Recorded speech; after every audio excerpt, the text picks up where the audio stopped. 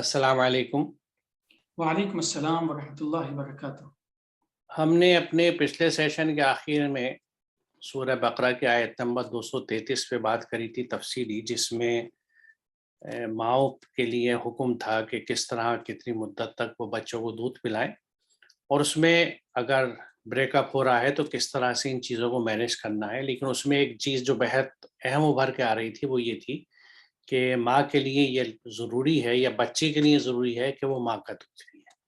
अब हम इससे आगे चलते हैं, आयत नंबर 234 से 234। चले तारिक साहब, बिस्मिल्लाह। अऊज़ु बिल्लाहि मिनश शैतानिर रजीम, बिस्मिल्लाहिर रहमानिर रहीम। वल्लज़ीना यतवफ़्फ़ौना मिनकुम व यज़रूना अज़वाजन यतरब्बस्न बिअन्फुसिहिन्ना अर्बअता अश्हुरिन व अश्रा फ़इज़ा बलग़ना अजलहुन्ना फ़ला जुनाहा अलैकुम फ़ीमा फ़अलना फ़ी अन्फुसिहिन्ना बिलमारूफ़ वल्लाहु बिमा तअमलून ख़बीर।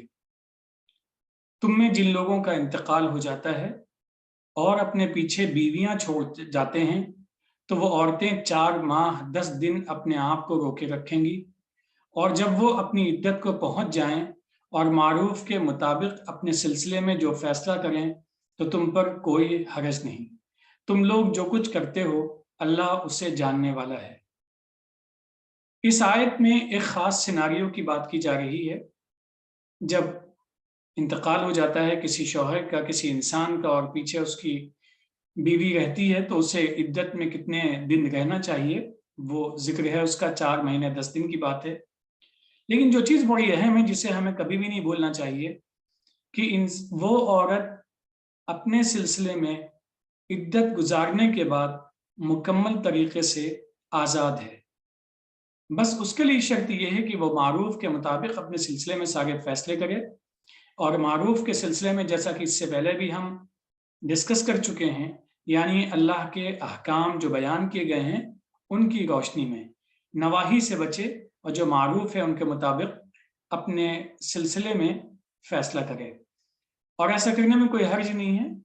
बिला वजह हमें दखल अंदाजी भी नहीं करनी चाहिए, क्योंकि एट द एंड अल्लाह ताला खबीर है। जो फैसला वो कर रही है अल्लाह उससे भी वाकिफ है, और जो काम हम कर रहे हैं अल्लाह उनसे भी वाकिफ है। जी, ये वही सिलसिला आगे चल रहा है कि जब शौहर और बीवी में या तो तलाक की वजह से सेपरेशन हो या शौहर के इंतकाल की कैफियत में, यहाँ पे जो मुद्दत है वो रुकने की 4 माह 10 दिन है। तलाक के बाद 3 माह थी या 3 माहवारी कह लीजिए, यहाँ 4 माह 10 दिन है। और पक्का इसको इंश्योर करने के लिए, यकीनी बनाने के लिए कि प्रेगनेंसी अगर बहुत अर्ली स्टेजेस की भी होगी या बहुत फीमेल भी होगी, कि कुछ ख्वातीन में प्रेगनेंसी बहुत देर में ज़ाहिर होती है, कुछ में जल्दी ज़ाहिर होती है, तो ये सारी चीज़ों का अहाता करते हुए, कवर करते हुए इसको अल्लाह ताला की तरफ से ये हुक्म है कि 4 माह 10 दिन उन औरतों को इंतज़ार करना है। जब ये मुद्दत पूरी हो गई है तो अब उसके बाद उनको ये एक बहुत बड़ी आज़ादी कुरान देता है कि जब वो अपनी इद्दत मुकम्मल कर लें तो अल्लाह के कवानीन और अहकामात की किताब से जो भी वो फैसला करें उसमें कोई मज़ायक़ा नहीं है, यानी they have freedom to decide about their future.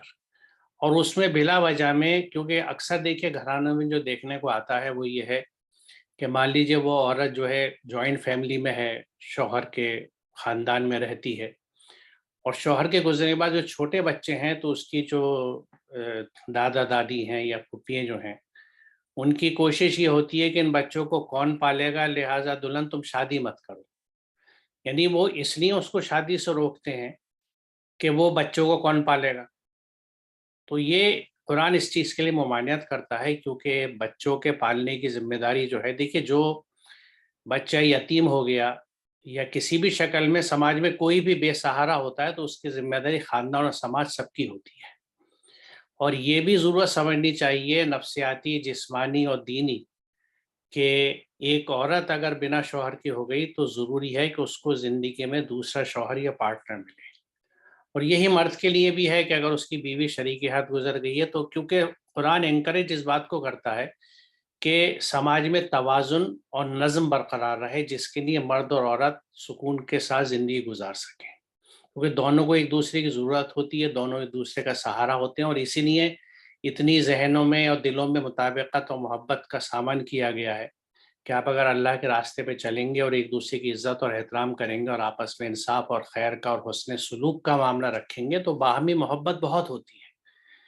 وہ ایک دوسرے کو جو جذباتی آسودگی ہوتی ہے، ایک سینس آف سیٹسفیکشن، فلفلمنٹ جو ہوتا ہے، وہ انسان کی شخصیت کو بیلنس رکھنے کے لیے اور سماج میں اس کی کنڈکٹ کو بیلنس رکھنے کے لیے. ورنہ اننیسیسری فرسٹریشنس ہوتے ہیں، اریٹیشنس ہوتے ہیں، اور ایسا آدمی یا ایسی عورت ورک پلیس پہ بھی اگر وہ کام کو جاتا ہے تو انصاف نہیں کر پاتا، سماجی رشتوں میں بھی، خاندان میں بھی، کہیں پہ بھی اس کا ایک بیلنس بگڑ جاتا ہے. تو انسان کی اس فطرت کو ذہن میں رکھتے ہوئے، وہ خالق ہے، کریٹر ہے، اسے معلوم ہے انسان کی فطرت کیا ہے، نیچر کیا ہے. قرآن انکریج کرتا ہے کہ آزادی ہے ان کو. کوئی خود اپنے طور سے عورت یہ نہیں سمجھتی، اگر سوچتی ہے کہ نہیں میں ٹھیک ہوں، اگر وہ اپنے دل سے چاہے، کیونکہ اللہ کے احکامات کے مطابق اس کو دونوں حق ہے کہ چاہے تو رکی رہے، دوسری شادی نہ کرے، بچوں کے ساتھ وقت گزارے، خاندان کے ساتھ گزارے، مطلب اس کی چوائس ہے. قرآن یہ آزادی دیتا ہے اس عورت کو کہ عدت پوری ہونے کے بعد وہ جیسا چاہے اللہ کے قوانین کے حساب سے کر لے. تو یہ ہمیں ذہن میں رکھنا چاہیے کہ وہ اس مکان میں رہنا چاہتی ہے، کہیں اور رہنا چاہتی ہے، اگر اس کو کشادگی ہے، اپنے بچوں کے ساتھ الگ رہنا چاہتی ہے، مطلب جیسا وہ چاہے، آپ کو اس پہ دباؤ نہیں ڈالنا، کسی بھی حالت میں پرسو کر سکتے ہیں. اور ان سب چیزوں پہ ظاہر ہے اللہ نگراں ہے، کیونکہ وہ ہر چیز کی خبر رکھتا ہے، ہر چیز سے واقف ہے.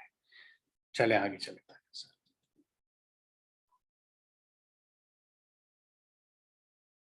ولا جناح عليكم فيما عرضتم به من خطبة النساء أو أكننتم في أنفسكم علم الله أنكم ستذكرونهن ولكن لا تواعدوهن سرا إلا أن تقولوا قولا معروفا ولا تعزموا عقدة النكاح حتى يبلغ الكتاب أجله واعلموا أن الله يعلم ما في أنفسكم فاحذروه واعلموا أن الله غفور حليم. اس میں تمہارے لیے کوئی حرج کی بات نہیں کہ تم نے عورتوں کے لیے رشتہ پیغام بھیجا یا تم نے اپنے دل میں چھپا کر رکھا. اللہ کو معلوم ہے کہ تم ان سے اس کا ذکر ضرور کرو گے، لیکن تم ان عورتوں سے چھپ کر نہ وعدہ کرو مگر یہ کہ اللہ کے احکام کے مطابق بات کرو، اور نکاح کرنے کا پکا ارادہ اس وقت تک نہ کرنا جب تک فریضہ عدت اپنی مدت کو نہ پہنچ جائے، اور جان لو کہ اللہ تمہارے دلوں کے اندر کی بات جانتا ہے، اس لیے اس سے چوکنا رہو اور جان لو کہ اللہ یقیناً غفور اور حلیم ہے. اس آیت میں زندگی کے بہت ہی اہم پہلو کی طرف اشارہ کیا گیا ہے. زندگی میں رہبانیت یہ نہ تو مقصود چیز ہے اور نہ ہی مطلوب چیز ہے. رہبانیت کہتے ہیں زندگی سے کنارہ کش ہو جانا، گوشہ نشینی اختیار کر لینا، اور زندگی کی جو روزمرہ کی زندگی ہے اس سے اپنے آپ کو کاٹ کر کسی جنگل میں یا کسی گھر کے کسی کنارے میں جا کے بیٹھ جانا اور عبادت میں لگ جانا کسی خاص انداز کی، اور یہ سمجھ لینا کہ بس یہی اصل دین ہے. دین اصل میں یہ ہے کہ زندگی کو پوری طریقے سے جیا جائے اور جو ہمارے جسمانی اور عقل کے جتنے بھی تقاضے ہیں ان تقاضوں کی خوبصورتی کے ساتھ تکمیل کی جائے، لیکن ہمیشہ اس بات کا پاس و لحاظ رکھنا چاہیے کہ احکام کی پاسداری ہو. یہاں میں جس چیز کی طرف اشارہ ہے وہ یہ ہے کہ ایک مرد اور عورت کے درمیان میں تعلق کیسے قائم ہوگا، اور اگر پسندیدگی ہے تو اس کا اظہار کیسے ہوگا، اور اس میں کہاں تک کتنی چیزوں کی اجازت ہے اور کتنی چیزوں کی اجازت نہیں ہے. تو یہ ایک اہم پہلو ہے جسے اس آیت سے سمجھا جا سکتا ہے. دیکھیے اس کا امپلیمنٹیشن یا اس کا اطلاق دونوں کیٹیگریز پہ ہوتا ہے کہ ایک وہ عورت بھی جسے طلاق ہو گئی ہو اور وہ پھر دوسرا نکاح کرے، اور اس عورت پہ بھی، ان عورتوں پہ بھی جن کے شوہر فوت ہو گئے ہوں، جن کے ہسبینڈس کی ڈیتھ ہو گئی ہو اور وہ عدت میں ہو. تو یہاں قرآن یہ سمجھاتا ہے کہ اگر تم خواہش رکھتے ہو ایسی کسی عورت سے نکاح کرنے کی جس کے شوہر کا انتقال ہو گیا ہے یا جس کو طلاق ابھی حال میں ہوئی ہے، تو تم اس کو کوئی حرج نہیں اگر دل میں ارادہ کرو، اور یہ بھی کوئی حرج نہیں کہ اللہ کے احکامات کے حساب سے معروف طریقے سے وہاں تک اس بات کو پہنچوا دو، یعنی کنسنٹ لینے کے لیے یا ایک اطلاع ڈالنے کے لیے. دو باتوں سے منع کیا گیا، ایک تو یہ کہ خفیہ طور سے چھپ کے ان عورتوں سے رابطہ کر کے وعدے وعید نہ کرو. یعنی قرآن کی اپروچ یہ ہے کہ آپ پبلکلی اور فیملی کو انوالو کر کے اپروچ کریں ان چیزوں کو. اکیلے میں سیپریٹلی اگر موقع بھی مل جائے تو آپ کو یہ کمیونیکیٹ نہیں کرنا اور کچھ باتیں نہیں کرنے. احسن طریقہ جس کو قرآن انکریج کرتا ہے وہ یہ ہے کہ آپ کے فیملی کا انوالومنٹ رہے اور آپ ذکر کریں ان سے.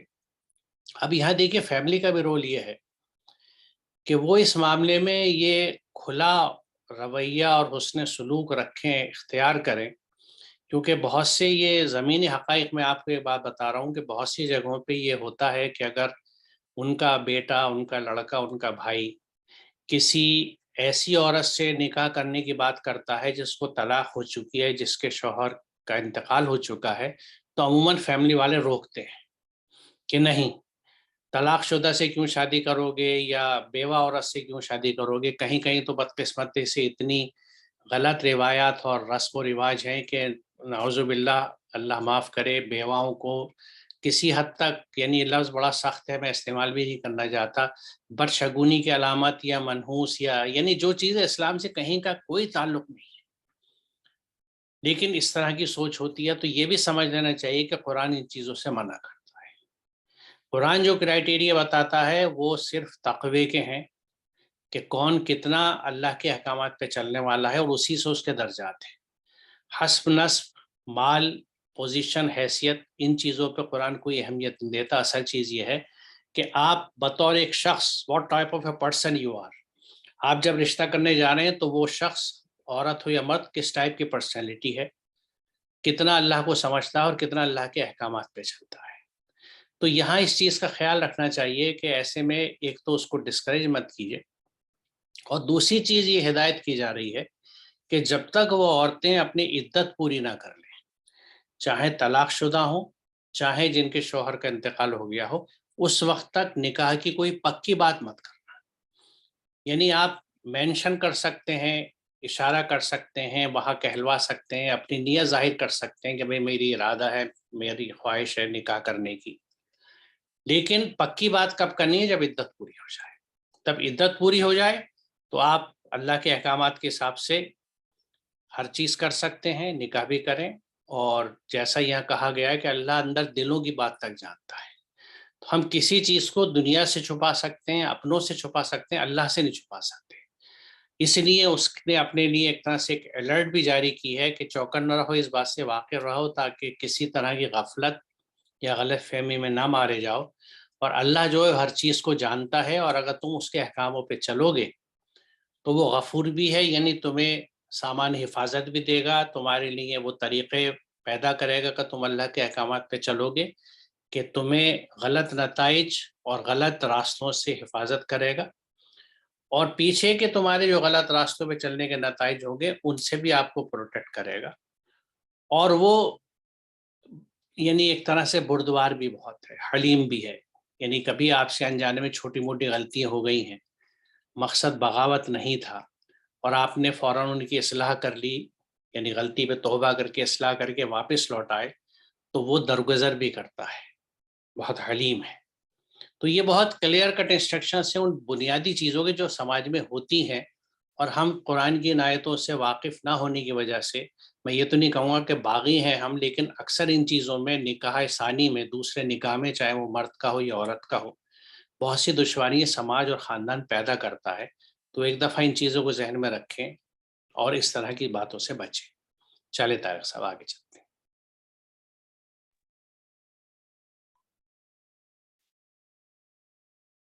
لا جناح عليكم ان طلقتم النساء ما لم تمسوهن او تفرضوا لهن فريضة ومتعوهن على الموسع قدره وعلى المقتر قدره متاعا بالمعروف حقا للمحسنين. کوئی حرج نہیں اگر تم نے ان تک پہنچنے، ہاتھ لگانے سے پہلے اور فریضہ یعنی مہر طے ہونے سے پہلے ہی ان کو طلاق دے دی. انہیں معروف کے مطابق کچھ فائدہ مند یعنی سامان یا مال دے دو. مالدار اپنی حیثیت کے مطابق دے اور غریب اپنی حیثیت کے مطابق. احسان کرنے والوں پر یہ لازم ہے. اب اس آیت میں بھی ایک بہت ہی اہم چیز کی طرف اشارہ ہے. قرآن کو ہم جیسے جیسے پڑھتے جاتے ہیں، جیسے سے آگے بڑھتے جاتے ہیں، اس میں یہ چیز پوری وضاحت سے سامنے آتی ہے کہ یہ ہماری زندگی کو آسان اور پرسکون بنانے کے لیے کتاب اتری ہے. اب دو لوگ ہیں، ایک دوسرے سے علیحدہ ہو رہے ہیں، لیکن علیحدہ ہوتے وقت بھی وہاں پہ یہ ہے کہ ایک دوسرے کا خیال رکھیں گے. علیحدہ ہونا کوئی بہت بڑا ایشو نہیں ہے.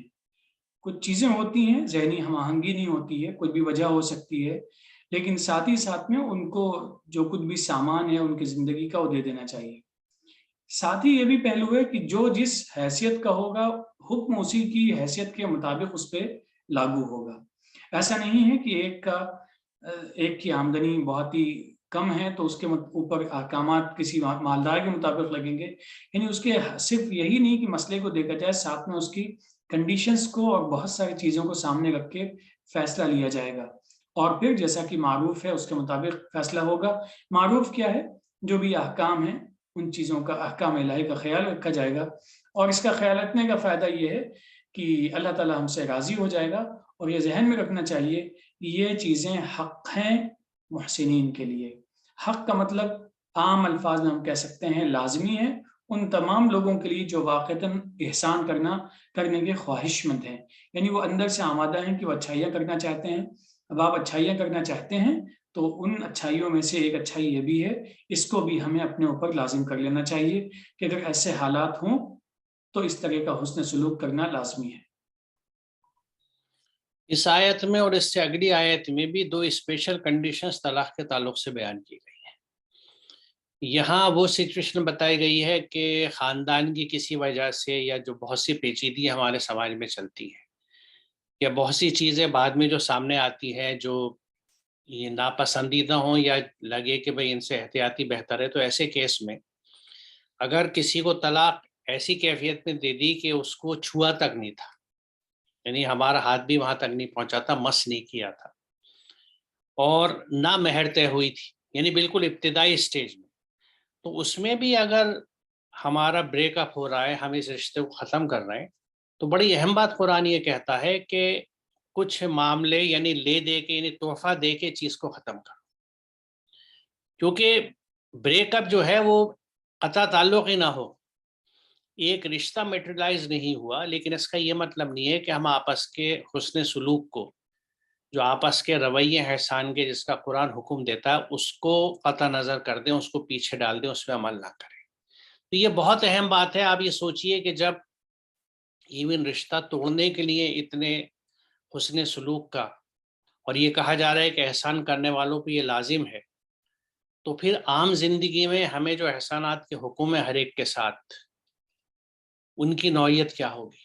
تو یہاں بات اہم یہ ہے سمجھنے کی کہ اگر بہت ارلی سٹیج پہ بات طے ہوئی تھی صرف، اور پھر الگ کرا جا رہا ہے، دو خاندان اس رشتے سے پیچھے ہٹ رہے ہیں، تو اس میں آپس میں کچھ تحفے دے کے اس چیز کو ختم کرو، تاکہ دلوں میں کم سے کم برائی اور کھچاؤ آئے اور محبت کے رشتے بنے رہے. کیونکہ تحفہ دینے سے، خاص طور سے جو خلوص بندی کے ساتھ دیا جائے، تو محبتیں بڑھتی ہیں.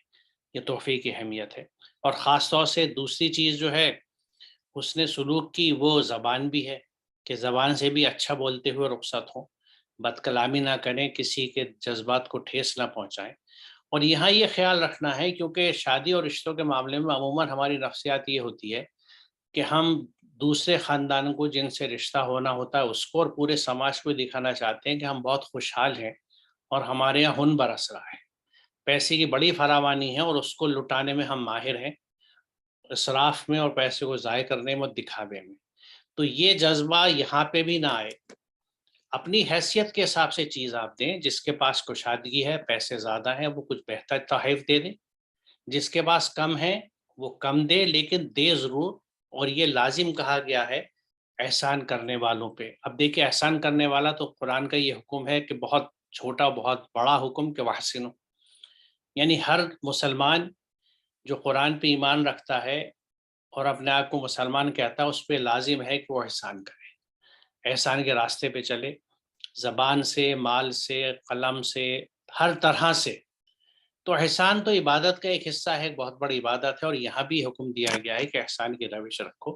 اور یہ لازم ہے کہ بریک اپ بھی جو ہیں وہ خوش اسلوبی سے اور نفرتوں کے ساتھ نہ ہو. چلے آگے چلیں.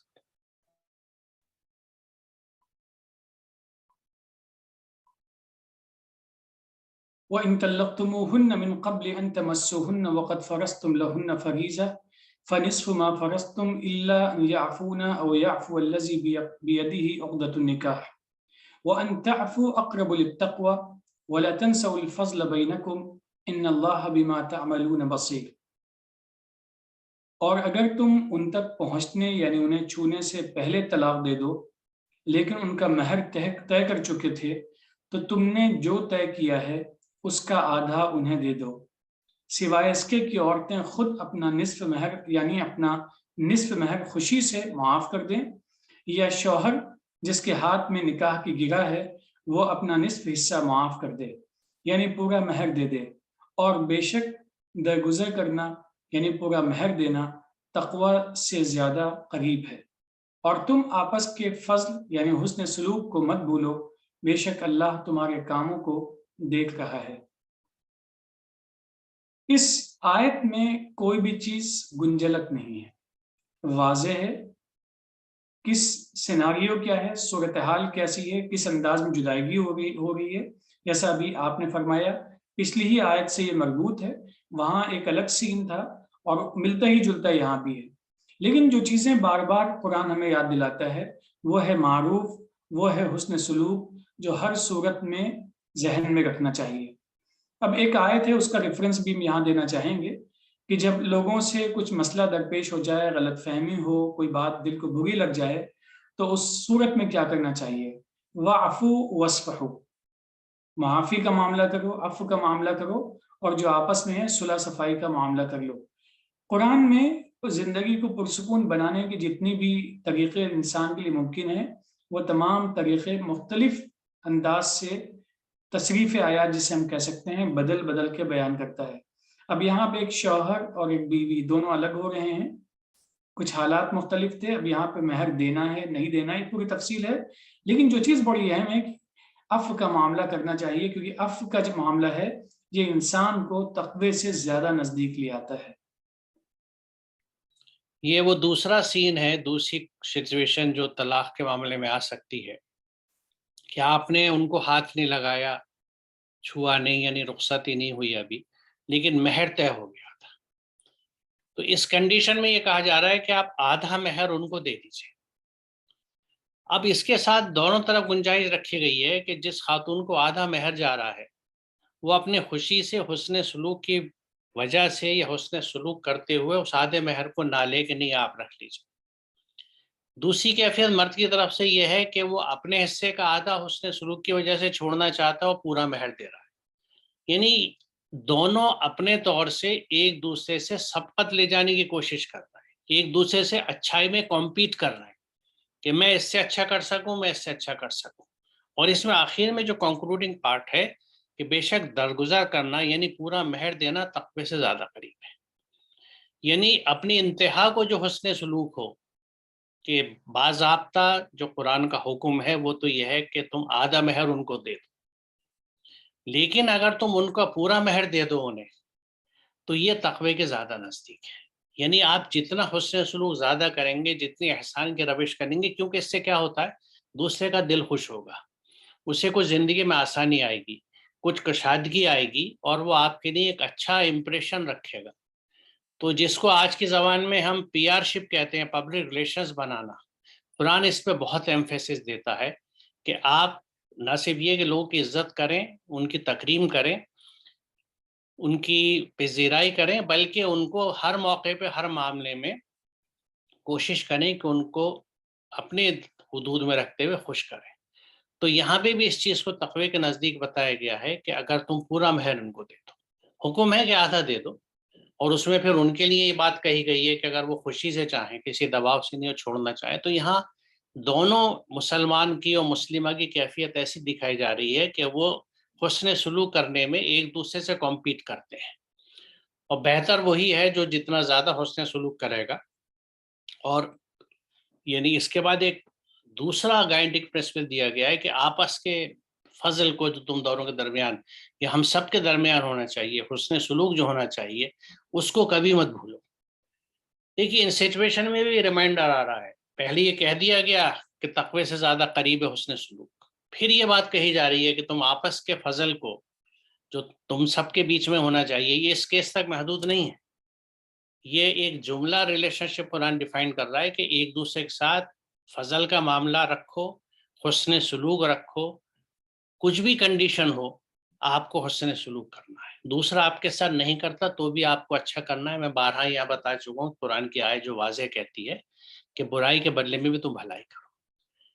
تو اس کیفیت میں بھی نہ کہ یہ کوئی برائی کا معاملہ نہیں ہے، ایک وجہ ہے جس کی وجہ سے ایسا ہو رہا ہے، تو اس میں بھی حسن سلوک رکھنا ہے. اور یہاں جو یہ بات کہی ہے کہ اللہ تعالیٰ دیکھ رہا ہے، تو یہاں بصیرون کا لفظ آیا ہے جس میں دیکھنے کے ساتھ سمجھنا بھی شامل ہے. یعنی اللہ تعالیٰ پوری بات سمجھ رہا ہے، کیونکہ دلوں کے حال جانتا ہے، اسے معلوم ہے کون کیا کر رہا ہے، اور وہی اس کے نامہ اعمال میں لکھا جائے گا اور اسی کا حساب ہوگا. تو جواب دہی ہمیشہ خیال میں رکھیے. جب بھی آپ کچھ کرتے ہیں تو بھلے جذبات کچھ بھی کہتے ہوں، خاندان، سماج، رسم و رواج کچھ بھی کہتے ہوں، ہمیں اللہ کے حکم پہ چلنا ہے اگر اپنا معاملہ ہم خیر کا چاہتے ہیں. چلیں آگے چلیں.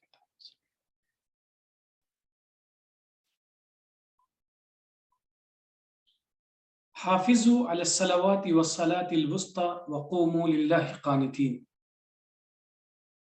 سب صلاتوں کی یعنی اقامت دین کے تمام طریقوں کی اور صلاۃ وسطیٰ یعنی اقامت اعتدال کی حفاظت کرو اور اللہ کے احکام کو لے کر کھڑے ہو جانے والے بن جاؤ. اس آیت کی تفصیل میں جانے سے پہلے ایک بات ذہن میں رکھنی چاہیے. قرآن مجید میں کچھ چیزیں کہہ دی گئی ہیں، جیسے کہ ایک چھوٹا سا حکم ہے، اقرا، پڑھو. اب اس اقرا کو سمجھنے والے سمجھتے چلے جاتے ہیں اور اقرا کو اپنی زندگی میں اپلائی کرتے ہیں، تو بڑھتے ہی چلے جاتے ہیں. پھر ریسرچ، تحقیق، جستجو، بڑی بڑی یونیورسٹیز، لائبریریز، ریسرچ سینٹر، اور زندگی میں سکون، اطمینان، بہت ساری چیزیں آتی چلی جاتی ہیں. اسی انداز سے اور دوسری ایک چیز اور بھی سمجھنے کی، قرآن مجید جو زندگی ہمیں جینے کا سلیقہ سکھاتا ہے، وہ انفرادی زندگی کے ساتھ ساتھ اجتماعی نظام زندگی کا طریقہ بھی سکھاتا ہے. اور اسی اجتماعی نظام زندگی کے طریقوں کو اسٹیبلش کرنے کے لیے صلاۃ کا نظام ہے، جسے ہم اقامت صلاۃ کہتے ہیں. قرآن مجید میں سلو بھی ہے، صلاۃ کا لفظ بھی ہے کہ انفرادی صلاۃ کی ادائیگی ہے، اور ساتھ ہی ساتھ میں اقیم الصلاۃ کا مسئلہ بھی بڑی تفصیل سے واضح کیا گیا ہے. اب ایک یہاں پہ اس آیت میں پلگل کا صیغہ استعمال کیا گیا ہے کہ مجموعی طور پر اقامت صلاۃ یعنی احکام الہی کے مطابق زندگی گزارنا، ان احکام کو قائم کرنے کی جو کوشش ہے وہ کرنا چاہیے. اور ساتھ ہی ساتھ میں اب اس کا ایک دوسرا پہلو یہ بھی ہے کہ 5 وقت جو ہماری صلاۃ ہے وہ بھی اس میں شامل ہے، اور اس کے جو نتائج ہیں وہ بھی اس میں شامل ہیں، یعنی جز بھی ہے اور کل بھی ہے. پھر مزید اسلام کی جو ہمارے اسلام میں ہمارے تعلق سے قرآن میں جو اوصاف بیان کیے گئے ہیں بطور امت کے، جو ہماری کریکٹرسٹکس ہیں، ان میں ایک خاص چیز ہے وسطیت کی، یعنی درمیان، اعتدال، وسطیت، یہ تمام چیزیں ہیں. اگر ہم 5 وقتہ صلاۃ کی بات کرتے ہیں تو اس میں 2 صلاۃ ہیں جو وسطیت کے ساتھ کے لیے ہیں، درمیان میں آتی ہیں. کچھ لوگوں کا کہنا ہے کہ اس میں عصر کا ہے، کچھ کا خیال ہے کہ فجر ہے. لیکن اب جس چیز کی طرف زیادہ اہم ہے ہمیں توجہ مرکوز کرنی چاہیے، وہ ہے وسطیت، وہ ہے اعتدال، کہ اعتدال کو زندگی میں کس طریقے سے قائم کیا جائے. تو قرآن میں جتنے بھی احکامات ہیں وہ احکام حکم برائے حکم نہیں ہیں، بلکہ وہ اس لیے ہے تاکہ ہماری زندگی میں تمام چیزیں صحیح ہو جائیں اور زندگی پرسکون ڈھگے پر چلنا شروع ہو جائے اور نتائج اچھے ملتے چلے جائیں. 2 انداز سے اس کو ہم سمجھ سکتے ہیں، جیسا آپ نے بھی فرمایا یہاں، کہ ایک تو جو صلاۃ کی ایک ظاہری شکل نماز پنجگانہ کے طور پہ ہم ادا کرتے ہیں، تو اس رخ سے لیں تو یہ اللہ کا حکم ہے، کیونکہ ایک جگہ بلکہ 12 جگہ جہاں اقامت کا ذکر ہے، ایسٹیبلش کرنے کا سسٹم آف صلاۃ، تو وہاں یہاں پہ اس کی حفاظت کا حکم ہے کہ اس کی حفاظت کرو، اور صلاۃ وسطیٰ کی خاص طور سے حفاظت کرو، جس میں جیسا آپ نے کہا کہ کچھ جو لوگ اس پہ یعنی سمجھتے ہیں اپنے فہم کے حساب سے، کوئی اسے فجر بتاتا ہے، کوئی عصر بتاتا ہے. دوسرے اس کے معنی جو مادے کے اعتبار سے ہم چلیں تو یہ ہے کہ اقامت صلاۃ ہی اقامت دین ہے. اللہ تعالیٰ کے تمام احکامات کو امپلیمنٹ کرنے کا جو نظام ہے وہ نظام صلاۃ ہے.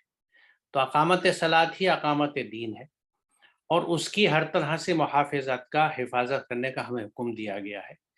اور سورہ بقرہ کے شروع میں جہاں ہم نے اقیموا الصلاۃ وآتوا الزکاۃ وارکعوا مع الراکعین کی بات کری تھی، تو ایک پورا سیشن ہم نے صلاۃ کے اوپر دیا تھا. تو جو لوگ بعد میں جڑے ہوں یا جو اس تفصیل میں جانا چاہتے ہوں تو وہاں پہ دیکھ سکتے ہیں کہ صلاۃ کی پوری تفصیل بیان کی گئی ہے کہ صلاۃ کس طرح سے، اور اس کے لیے مسجد ایک مرکزی حیثیت رکھتی ہے. صلاۃ کے اجتماعات میں جب ہم یہ ظاہری رخ اپنا یعنی ادا کر سکیں، کر چکے ہیں نماز کا، رکعت کا اپنی، تو اس کے بعد بنیادی طور سے اس پورے علاقے کے لیے فلاحی نظم کے لیے جو بھی کوششیں ہوں، اس کا مرکز، چاہے وہ یعنی تعلیم کا معاملہ ہو، چاہے صحت کا معاملہ ہو، چاہے مسکینوں بے گھروں کو کھانا کھلانے کا معاملہ ہو، چاہے ریہیبلیٹ، یعنی ہر چیز جو پوری کمیونٹی کے لیے فلاح کا کام ہے وہ مسجد کے مرکز سے ہونا چاہیے. یہ اقامت صلاۃ کا حصہ ہوتا ہے. اور جو صلاۃ وسطیٰ کی بات ہے تو دیکھیے جو مادہ ہے واو سین توئے کا، جو اس قوم کو بھی قوم وسطیٰ کہا گیا ہے، تو اس میں وسط مانے ہم عام طور سے بیچ میں کہتے ہیں کہ بیچ میں. تو یہ یعنی بیچ جو ہے، یہ اگر ہم اپنے آپ کو یہ سمجھیں کہ ہم امت وسطیٰ ہیں تو بیچ کی امت ہیں، تو یہ تھوڑا سا یعنی بات سمجھ میں نہیں آتی کہ نبی آخر الزماں کی امت جو بالکل بعد میں آئی ہے وہ درمیانی مدت والی نہیں ہو سکتی. تو یہاں توجہ کس چیز پہ نہیں، فوکس کس چیز پہ ہے؟ اعتدال پہ. کیونکہ درمیانی حصہ یعنی کردار کے معاملات کے اعتبار سے دیکھا جائے تو دونوں ایکسٹریم سے ہٹ کے نہیں، افراط و تفریط کے بیچ کا جو حصہ ہے وہ اعتدال کا حصہ ہوتا ہے. اور وہی عدل کا حصہ ہوتا ہے جو سورہ نحل کی پہلی آیت کے حصے میں یہ حکم دیا گیا کہ ان اللہ یامر بالعدل، کہ بے شک اللہ تمہیں عدل کا حکم دیتا ہے. تو مادے کے اعتبار سے عدل کے ساتھ اعتدال بھی شامل ہے، یعنی میانہ روی، مڈل پاتھ اور جسٹس. تو یعنی یہ وہ قوم ہے جو ایک یعنی معتدل ہے، اعتدال کا راستہ اختیار کرتی ہے. اور بنیادی طور سے اسے امت وسطیٰ بنایا گیا ہے کہ یہ تمام معاملات کی اور قوموں کے اوپر نگراں کی حیثیت رکھے، یعنی ایکوی ڈسٹینٹ ہو ہر طرف سے، کسی طرف جھکاؤ نہیں ہوگا، حق کے راستے پہ چلیں گے اور حق کی گواہی دینے والے ہوں گے، شاہد ہوں گے اس کے. تو یہ جو کیفیت ہے اس کو ایمفیسائز کرنے کے لیے دوسرے رخ سے اگر اس بات کو گہرائی میں سمجھے تو صلاۃ وسطیٰ کا مطلب یہ ہے کہ اللہ کے وہ تمام احکامات جو جن پہ عمل کر کے اعتدال اور نظام عدل قائم کیا جاتا ہے ان کی خصوصی حفاظت کی ضرورت ہے. یہ اس لیے بھی کہ اللہ کا پورا نظام انصاف پہ چلتا ہے، عدل پہ چلتا ہے، اور عدل اور انصاف توازن مل کے چلتے ہیں، الگ نہیں کر سکتے. جہاں توازن ہے وہاں عدل ہے. آپ دیکھیں جب ترازو میں تولتے بھی ہیں تو جب کانٹا بالکل سیدھا ہوتا ہے، دونوں پلڑے برابر ہوتے ہیں، تو وہی عدل ہے، وہی انصاف ہے اور وہی توازن ہے. تو یہ ساری چیزیں ملی ہوئی ہیں، اور اس نظام کی اہمیت گھر سے لے کے پورے سماج اور پورے کاسموس تک، پوری کائنات تک ہے. اللہ کی کائنات اس توازن اور عدل پہ چل رہی ہے. وہ ایک الگ پہلو ہے جس کو پھر کسی موقع سے انشاءاللہ گفتگو کریں گے. لیکن یہ اہمیت اس بات کی ہے کہ ہر وہ چیز، ہر وہ عمل جو اعتدال قائم کرے اس کی ہمیں خاص طور سے نگہبانی کرنی ہے. اور ان چیزوں کو سمیٹتے ہوئے اگلے حصے میں ایک بات کہی جا رہی ہے کہ اللہ کے احکام کو لے کر کھڑے ہونے والے بن جاؤ، یعنی ان کے امپلیمنٹ کرنے والے. یہ وہ احکامات نہیں ہیں جن کو لے کے ہم بیٹھ جائیں اور ان پہ وظیفے پڑھیں اور جن کو ہم اذکار کہتے ہیں یا تسبیحات کہتے ہیں. یہ تو کھڑے ہونے کی چیزیں، لے کے کھڑے ہو جاؤ ان کو امپلیمنٹ کرنے کے لیے. ڈونٹ سٹ over them, don't sit with them, rather stand up, Titan your belts, کمر کس لیجیے، کھڑے ہو جائیے ان چیزوں کو احسن طریقے سے، امن کے ساتھ، سکون کے ساتھ اور لوگوں کی خواہشات کے ساتھ امپلیمنٹ کرنے میں. کیونکہ زبردستی کہیں نہیں ہے، یہ خدمت کے کام ہیں. جو شوق سے آگے آئے اور یہ بڑا یا انکلوزیو مفہوم سمجھتا ہو نظام صلاۃ کا، وہ اس میں جڑے، بہت اچھی بات ہے. ورنہ ہم سب اپنے اپنے اعمال کے جواب دہ ہیں اور ہر ایک کو اپنے اپنے اعمال کا اللہ کو جواب دینا ہے. چلیں آگے چلتے ہیں.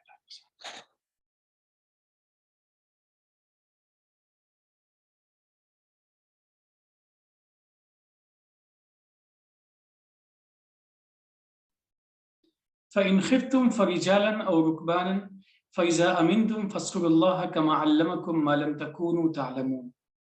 اور اگر تم لوگوں کو ڈر لگے تو پیدل چلتے ہوئے یا سواری پر بیٹھ کر پھر جب امن میں آ جاؤ تو اللہ کا اسی طرح ذکر کرو جس طرح اس نے تم کو سکھایا جو تم نہیں جانتے تھے۔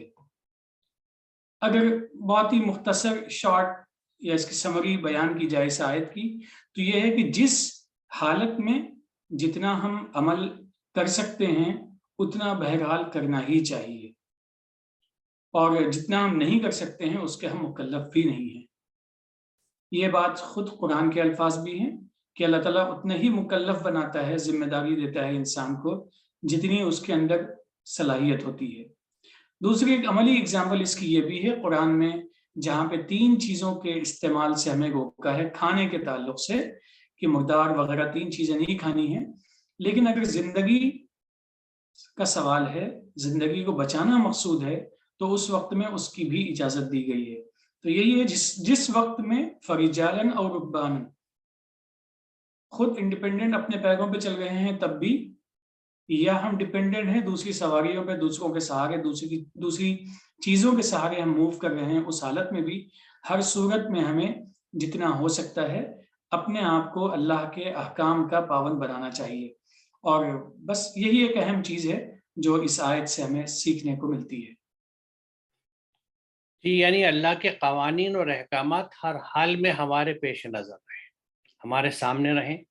جب کبھی کیفیت ایسی ہے، کوئی خوف کا معاملہ ہے یا کوئی سفر کا ہے یا کوئی اور مجبوری ہے، تو یقیناً ان کو ہم اس وقت جتنا ممکن ہو اتنا عمل میں لے آئیں۔ لیکن جیسے ہم امن کی کیفیت میں آئیں تو ہم پوری طرح سے اللہ کے احکامات اور قوانین کی اتباع اور ان کا امپلیمنٹیشن، ان کو لاگو کرنے کا کام شروع کر دینا چاہیے۔ اور یہاں پہ جیسے اللہ دلوں کا حل بھی جانتا ہے تو اسے سچویشنز بھی معلوم ہے، اور جیسا آپ نے کہا قرآن کئی دفعہ یہ بات بتاتا ہے ہمیں کہ کسی پہ اس کی بساط، اس کی سماعت سے زیادہ جتنی اس میں کیپیسٹی، اس سے زیادہ برڈن نہیں ڈالا جاتا۔ تو سچویشنز کے حساب سے ہمیں یہ آزادی دی جاتی ہے، اور یہ بہت اہم آزادی ہے کہ آپ سچویشنز کے حساب سے، جو ایمرجنسی سچویشنز ہیں، تو اللہ کے احکامات یا اس کے قوانین سے کہیں پہ اگر آپ تھوڑا سا کم ادا کر پاتے ہیں یا کچھ اسے آپ کو، یعنی یہ کہیے کہ وقت کی وہ پابندی نہیں ہوتی یا اس انداز سے ادائیگی نہیں ہوتی ہے، تو وہ گنجائش وہاں موجود ہے۔ لیکن جیسے ہی آپ امن کی کیفیت میں آئیں تو چیزیں اسی طرح سے نارملائز ہونی چاہیے، اور آپ کی تمام تر توجہ اور انرجی اور وسائل جو ہیں وہ اللہ کے پیغامات اور اللہ کے احکامات کے امپلیمنٹیشن میں لگنی چاہیے۔ کیا آگے چلیں یا یہاں رکیں طارق صاحب؟ رک جاتے ہیں۔ ٹھیک ہے، تو انشاءاللہ اگلے سیشن میں سے آگے چلیں گے۔ وآخر دعوانا الحمدللہ رب العالمین۔ السلام علیکم۔ وعلیکم السلام۔